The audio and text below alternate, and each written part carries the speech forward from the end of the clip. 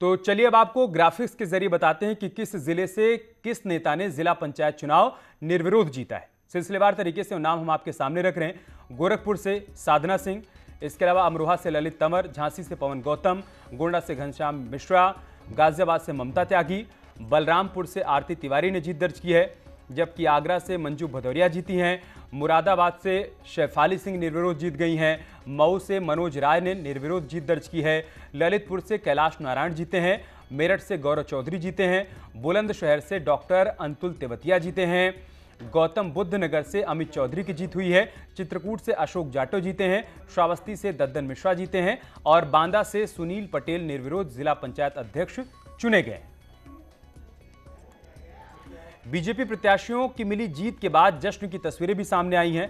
आपको 8 जिलों की तस्वीरें दिखाते हैं, जिसमें गोरखपुर, आगरा, मुरादाबाद, मऊ, झांसी, मेरठ, बुलंदशहर और गोंडा की तस्वीरें इस वक्त आप देख पा रहे हैं। इन जिलों में बीजेपी की साधना सिंह, मंजू भदौरिया, शेफाली सिंह, मनोज राय, पवन गौतम, गौरव चौधरी, डॉक्टर अतुल तेवतिया, घनश्याम मिश्रा को जीत मिली है। उसके बाद बीजेपी की कार्यकर्ता किस तरीके से जीत का जश्न मनाते हुए नजर आ रहे हैं, वो आप इन तस्वीरों के माध्यम से देख सकते हैं।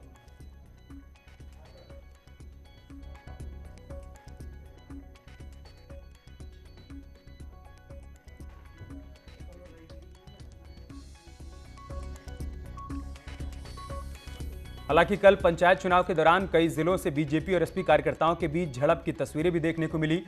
वाराणसी, गोरखपुर, बस्ती और देवरिया में दोनों ही पार्टी के कार्यकर्ता आपस में भिड़ गए और जमकर हाथापाई की गई। समाजवादी पार्टी का आरोप है कि पुलिस प्रशासन बीजेपी कार्यकर्ताओं का साथ दे रहा है। ये 3 तस्वीरें आप देखिए जो कि गोरखपुर, देवरिया और वाराणसी से सामने आई हैं, जहां पर एसपी और बीजेपी कार्यकर्ता आमने सामने आ गए। इस दौरान जमकर बवाल देखने को मिला। दरअसल समाजवादी पार्टी की तरफ से आरोप यह लगाया गया कि सत्ता का दुरुपयोग किया जा रहा है और उसी का दुरुपयोग कर बीजेपी के प्रत्याशियों को निर्विरोध चुनाव जिताया जा रहा है, जिसके बाद दोनों ही पार्टी के कार्यकर्ता आमने सामने आ गए, जमकर झड़प हुई है और झड़प की वही 3 तस्वीरें इस वक्त आपके सामने हैं। से चुनावी प्रक्रिया जो है, लोकतांत्रिक प्रक्रिया जो है, उस पर ही प्रश्न चिन्ह लग गया। क्या प्रासंगिकता है चुनाव आयोग की? उसकी ज़रूरत क्या रह जाएगी जब मनमर्जी से उम्मीदवारों को जिताना हराना है, जब डीएम एसपी ही सब कुछ को करना है। तो जिला पंचायत अध्यक्षों के चुनाव में जिस तरह से भारतीय जनता पार्टी ने सरकार की मशीनरी का दुरुपयोग किया, उससे तांडव करवाया, ये सीधे सीधे लोकतंत्र की हत्या है और आने वाले 2022 के चुनाव में जनता भारतीय जनता पार्टी को हरा के इसका मुंह तोड़ जवाब देगी। और इस मसले पर चर्चा करने के लिए हमारे साथ खास मेहमान भी जुड़ चुके हैं। राकेश त्रिपाठी हमारे साथ जुड़े हैं, भारतीय जनता पार्टी के प्रवक्ता हैं। प्रोफेसर धर्मेंद्र यादव हमारे साथ जुड़े हैं, आप समाजवादी पार्टी के नेता हैं। धर्मेंद्र जी, मैं शुरुआत आपसे ही करूंगा। सर, 22 की तैयारी में लगे रह गए, 21 निकल गया क्या?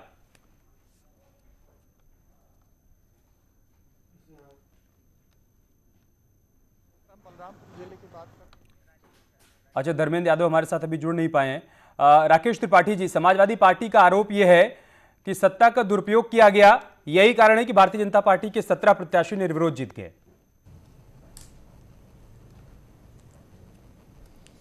देखिए, वो तो हास्यास्पद सी बात है। समाजवादी पार्टी एक तरफ के कह रही है कि सत्ता का दुरुपयोग किया गया है और दूसरी तरफ समाजवादी पार्टी के मुखिया अखिलेश यादव जी ने अपने 11 जिलाध्यक्षों को पद से बर्खास्त कर दिया। यानी भारतीय जनता पार्टी इतना दुरुपयोग कर रही है कि उनके जिलाध्यक्षों को बर्खास्त करवा दे रही है।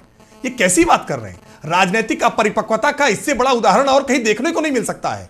अखिलेश यादव जी को यह बात मान लेनी चाहिए कि जब से उन्होंने मुलायम सिंह यादव जी को उनके पद से हटाया है और अपनी पार्टी की कमान अपने हाथ में ली है, तब से पार्टी उनकी पकड़ से बाहर हो गई है। पार्टी के नेता उनकी बात सुनते नहीं है, पार्टी के कार्यकर्ता उनको अध्यक्ष नेता मानने को तैयार नहीं है और यही कारण है कि पूरी पार्टी में अराजकता है, भगदड़ मच गई है। समाजवादी पार्टी के आज कोई नेता, अनुशासन का कहीं कोई नाम नहीं है। मैं उदाहरण देकर के बताऊं कि मुरादाबाद में अमरीन जहां इन्होंने अपना प्रत्याशी घोषित किया था, लेकिन अमरीन जहां नामांकन करने नहीं गई, यानी ऐसे व्यक्तियों को इन्होंने टिकट दे दिया जो नामांकन करने नहीं जा रहे हैं। अब इसमें भारतीय जनता पार्टी का क्या दोष है? समाजवादी पार्टी के मुरादाबाद के दफ्तर में पार्टी के कार्यकर्ताओं में भिड़ंत हुई, पुलिस को पहुंचना पड़ा वहां, पोस्टरों को नोचा गया, तोड़फोड़ हुई, समाजवादी पार्टी के दफ्तर में सिर्फ उटव्वल समाजवादी पार्टी के लोग कर रहे हैं। इसमें भारतीय जनता पार्टी या सत्ता शासन की कोई जरूरत ही नहीं है। वास्तविकता में 2014 के बाद से भारतीय जनता पार्टी के बारे में जो परसेप्शन हुआ करता था कि भारतीय जनता पार्टी शहरों की पार्टी है, हमने उस परसेप्शन को पूरी तरह से बदलने का काम किया है। प्रधानमंत्री नरेंद्र मोदी जी के जो कार्यक्रम है उसको आज उत्तर प्रदेश की योगी आदित्यनाथ सरकार ने गांव-गांव तक उतारने का काम किया है। प्रधानमंत्री आवास हो, शौचालय योजना हो या उज्ज्वला गैस के कनेक्शन हो, आज गेहूं और गन्ना की जिस तरह से हमने मूल्य भुगतान करना शुरू किया है, जिस तरह से किसानों का हमने धान खरीदना शुरू किया है, उसके कारण आज ग्रामीण क्षेत्र में भारतीय जनता पार्टी सबसे ज्यादा लोकप्रिय पार्टी होकर उभरी है। और यही कारण है कि 325 सीटें भारतीय जनता पार्टी की झोली में आई है। और यही कारण है कि आज पंचायत के चुनाव में भारतीय जनता पार्टी ने अपने जीत के झंडे बुलंद कर दिए हैं। समाजवादी पार्टी पूरी तरह से हताश है, निराश है, टूट रही है, बिखर रही है और इसलिए आज व्यर्थ का रुदन मचा रही है, विधवा विलाप कर रही है। ठीक है, अभी समाजवादी पार्टी के प्रवक्ता हमारे साथ जुड़े नहीं हैं, वरना हम उनसे रिएक्शन लेते। उससे पहले मैं राजीव के पास चलता हूं। राजीव, जो बातें समाजवादी पार्टी की तरफ से कही जा रही हैं, एक तरफ तो आरोप लगाया जा रहा है कि बीजेपी सत्ता का दुरुपयोग कर अपने प्रत्याशियों को जिता रही है और दूसरी तरफ अपने जिलाध्यक्षों को पार्टी बर्खास्त कर दे रही है, तो अपने ही आरोपों को हल्का नहीं कर दे रही है पार्टी, जो बात राकेश त्रिपाठी कह रहे हैं। देखिए, यकीनन अमित, अगर बात करें तो उत्तर प्रदेश की राजनीति में जिला पंचायत अध्यक्ष के चुनाव में ये कोई नई बात नहीं है। जिसकी सत्ता रहती है उसका प्रभाव रहता है और यही कारण है कि जब सपा और बसपा की भी सरकार रही थी तो उस वक्त भी ये आरोप भाजपा द्वारा लगाया जाता था कि वो डीएम-एसपी से मैनेज करके उनसे दबाव बनाकर उनके प्रत्याशियों को ले रहे हैं और जबरन जिला पंचायत अध्यक्ष निर्वाचित कर रहे हैं। आज वही आरोप समाजवादी पार्टी और उनके नेता लगा रहे हैं। आज सपा के एमएलसी उदयवीर सिंह ने न सिर्फ इसको लेकर निर्वाचन आयोग से शिकायत की है, बल्कि उनका कहना है कि अगर चुनाव डीएम-एसपी को ही लड़ना है तो फिर जो प्रत्याशी उतारने की क्या जरूरत है। जिसको भाजपा चाहे उसको जिला पंचायत अध्यक्ष बना दे, उसमें चुनाव कराने का कोई मतलब नहीं है। लेकिन सच यही है कि कई जिलों में देखने को मिला है कि खुद समाजवादी पार्टी के जो प्रत्याशी हैं उन्होंने किसी लोभ या किसी लालच में आकर या तो पर्चा दाखिल नहीं किया और या फिर वो खुद उससे पहले ही भारतीय जनता पार्टी में शामिल हो गए हैं। तो ये कहना कि भारतीय जनता पार्टी ने जबरन सभी को जितवाया है या निर्विरोध कराया है तो ये सही नहीं होगा। और इससे पहले भी ये कोई पहला मामला नहीं है। इस तरह से उत्तर प्रदेश की राजनीति में ये देखने को मिला है कि इससे पहले भी जो सरकारें रही हैं, जिसकी सत्ता रहती है उसके अधिकाधिक जिला पंचायत अध्यक्ष रहे हैं। तो कुछ नया नहीं हो रहा है। धर्मेंद्र यादव जी, राकेश त्रिपाठी जी कह रहे हैं कि जयचंद्र आपके घर में हैं और आप ये कह रहे हैं कि बीजेपी सत्ता का दुरुपयोग कर रही है, उनकी वजह से हम चुनाव हार रहे हैं। अगर ऐसा नहीं है तो फिर आपने जिला अध्यक्षों को बर्खास्त क्यों कर दिया? नहीं, ये तो अनुशासन का मामला है। और जो त्रिपाठी जी कह रहे हैं, आपने मीडिया रिपोर्टिंग देखी होगी, किस तरह से हमारे प्रत्याशियों के धक्के मार के बाहर निकाल रहे थे, किस तरह से उनके सर फोड़ रहे थे, किस तरह से उनको जबरदस्ती करके बाहर कर रहे थे, पैसे देकर के खरीद रहे हैं। जो संवैधानिक संस्थाएं हैं, जो प्रशासन है, अगर वो भी चुनाव लड़ना शुरू कर देगा तो मुझे लगता है कि जो सत्ता से बाहर पार्टी रहेगी, चाहे वो भारतीय जनता पार्टी कल को क्यों ना रहे, अगर प्रशासन चुनाव लड़ना शुरू कर देगा तो फिर पार्टियां क्या करेंगी उसके बाद? आपने सबने देखा इसको, ये कैसे मना कर रहे हैं इस बात को? राकेश जी, वो कह रहे हैं कि आपने उनके प्रत्याशियों को नामांकन ही नहीं करने दिया, नामांकन कक्ष तक पहुंचने ही नहीं दिया और कहीं पर प्रस्तावकों को बंधक बना लिया आपने। बहुत बहुत आपत्तिजनक है।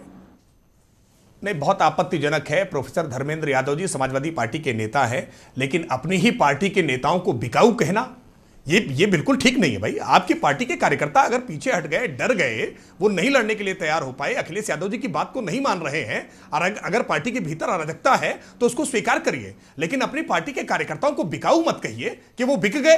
ये अच्छी बात नहीं है। देखिए, वास्तविकता में समाजवादी पार्टी ने जो बोया है आज वही काट रही है। जिस तरह से समाजवादी पार्टी की जो संगठन की सत्ता है उसको अखिलेश यादव जी ने जोर जबरदस्ती के दम पर हथियाया है।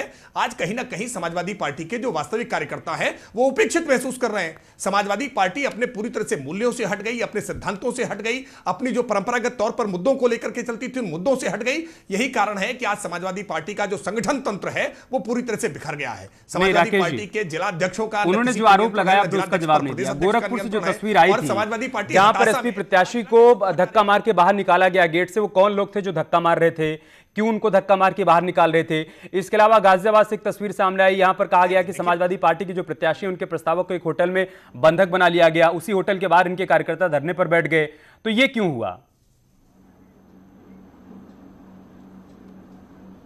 देखिए, एक चुनावों का एक प्रोटोकॉल होता है। अमित जी, आप भी जानते हैं कि निर्वाचन की प्रक्रिया में जो निर्वाचन से जुड़े हुए लोग हैं, केवल वही कलेक्ट्रेट के भीतर जाते हैं। समाजवादी पार्टी जहां पर हताशा में थी, जहां निराशा में थी, जहां उनके जिला पंचायत नहीं पर्याप्त संख्या में फिर बाकी जो भीड़ वहां अंदर घुसी थी वो कौन थे? क्या सबके सब वहां पर नामांकन करने गए थे? क्या जो लोग धक्का मार के निकाल रहे थे वो कौन थे?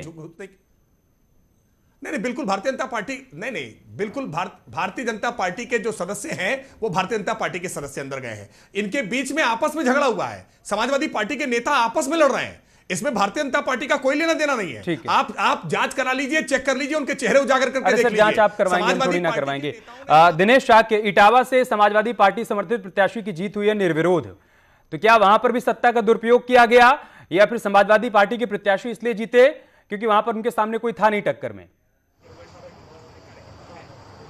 बिल्कुल, हर कोई इस बात को भली भांति जानता है कि उत्तर प्रदेश में सत्ता भारतीय जनता पार्टी की है और भारतीय जनता पार्टी ने यह दावा किया था कि 1989 से जिला पंचायत अध्यक्ष सीट पर जो मुलायम परिवार का कब्जा है उस कब्जे को हर हाल में मुक्त कराना, और इसी रणनीति के तहत भारतीय जनता पार्टी ने यहाँ पर चुनाव लड़ा था और नतीजे के तौर पर भारतीय जनता पार्टी को मात्र 1 सीट हासिल हुई है। ये तब हासिल हुई है जब इटावा में 1 राज्यसभा सदस्य, 1 सांसद और 2 MLA सत्तारूढ़ दल के हैं। भारतीय जनता पार्टी को करारी हार का सामना यहां पर करना पड़ा है और जो मुलायम सिंह यादव के भतीजे अभिषेक यादव हैं उन्होंने एकमात्र अपना नामांकन किया। उनकी जीत पूरी तरीके से तय है। 29 तारीख को दोपहर 3 बजे के आसपास उनको अपना जीत का विजय प्रमाण पत्र दे दिया जाएगा। इटावा के अपर जिलाधिकारी जयप्रकाश ने इस तरीके की जानकारी दी हुई है। तो ये जो जिस तरीके की यहाँ पर इटावा में अभिषेक यादव की जीत हुई है उससे ये बात स्पष्ट हो गई है कि भारतीय जनता पार्टी को करारी हार का सामना करना पड़ा है। ठीक है, सर्वेश, बलरामपुर में क्या समीकरण है? देखिए, अगर हम बलरामपुर जिले की बात कहें तो यहाँ पर बीजेपी ने एक ऐसे नए युवा प्रत्याशी को सामने किया था जो मात्र BA की छात्रा थी और 22 साल की उम्र में वो जिला पंचायत सदस्य चुनी गई और उसी को बीजेपी ने जिला पंचायत अध्यक्ष के लिए प्रोजेक्ट किया। और कल नामांकन के दिन बीजेपी का कैंडिडेट आरती तिवारी ही अकेले नामांकन करने पहुंची। समाजवादी पार्टी का जो कैंडिडेट था वो नामांकन करने नहीं पहुंचा। तो कहीं ना कहीं यह बात भी कयास लगाए जा रहे हैं कि समाजवादी पार्टी का कैंडिडेट जिसको टिकट दिया गया वो कहीं ना कहीं इतना सशक्त नहीं था जो बीजेपी के इस संगठन के सामने स्टैंड कर सके। तो ऐसी स्थिति में आरती तिवारी का निर्विरोध जीतना लगभग तय हो चुका है। 29 तारीख को इसकी आधिकारिक घोषणा की जाएगी।